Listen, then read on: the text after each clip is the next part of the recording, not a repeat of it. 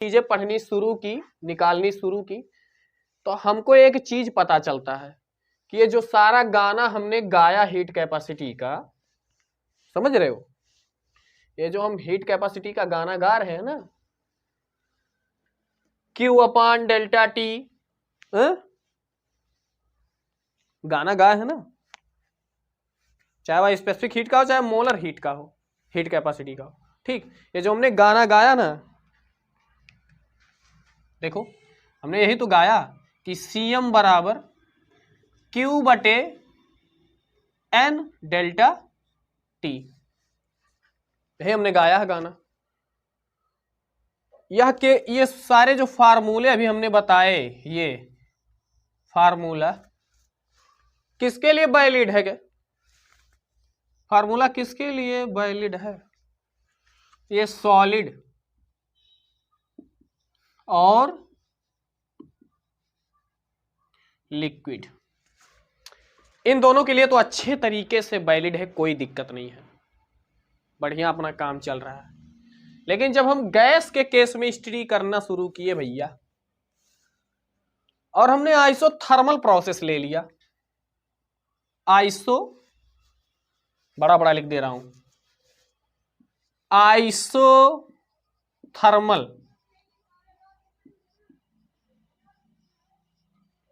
हाँ आइसोथर्मल लिया, और आइसोथर्मल का कंडीशन पीछे आप पढ़े हो, टी कांस्टेंट होता है, टी कांस्टेंट होता है, और अगर टी कांस्टेंट हो जाए तो dt जीरो। dt जीरो का क्या मतलब है? डेल्टा टी जीरो है रे भैया, डेल्टा टी तो जीरो है, और अगर डेल्टा टी जीरो हुआ तो बाला रे बाला, बलरामपुर वाला। Cm क्या हो गया?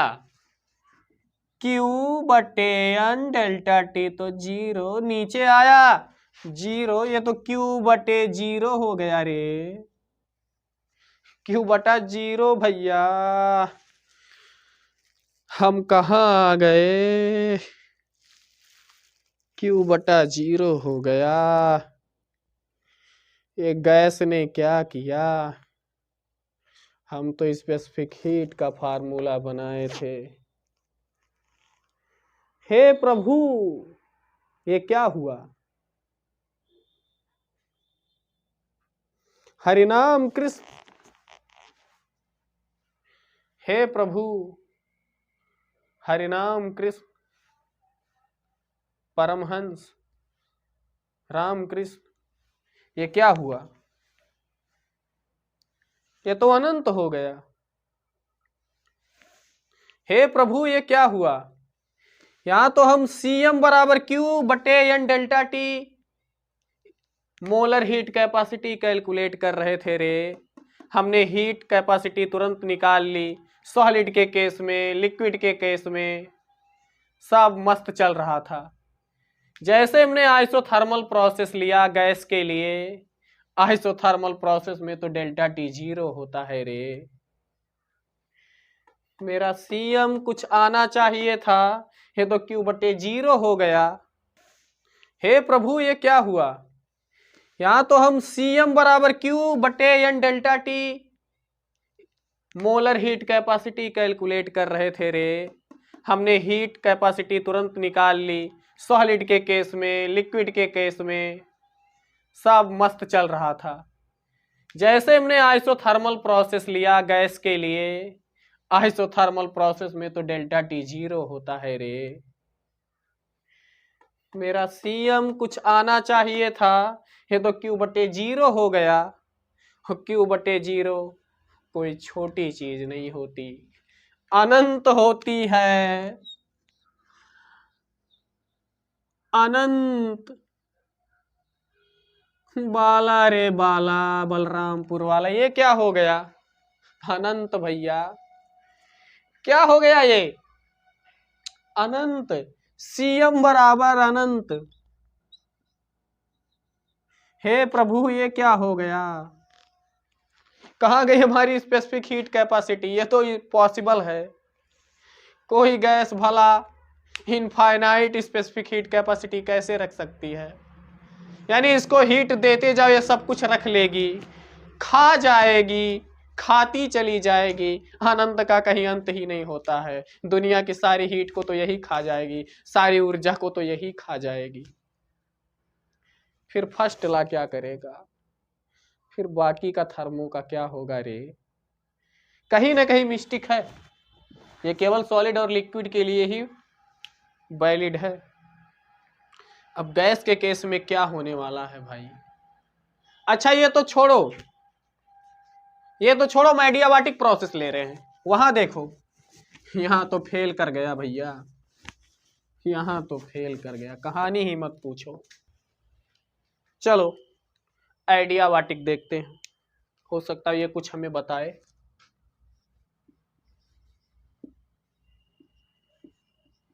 एडियाबाटिक रे भैया, एडियाबाटिक लेते हैं। एडियाबाटिक में क्या होता है? कंडीशन Q0 होता है, Cm ऊपर ही Q है तो Q को 0 कर दो, नीचे n डेल्टा T, अंश 0 तो सब 0, Cm बराबर 0। आइसोथर्मल ने क्या दिया?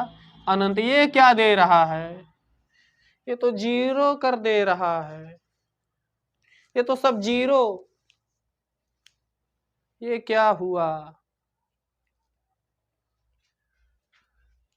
ये सब मारने पे तुले हैं भैया।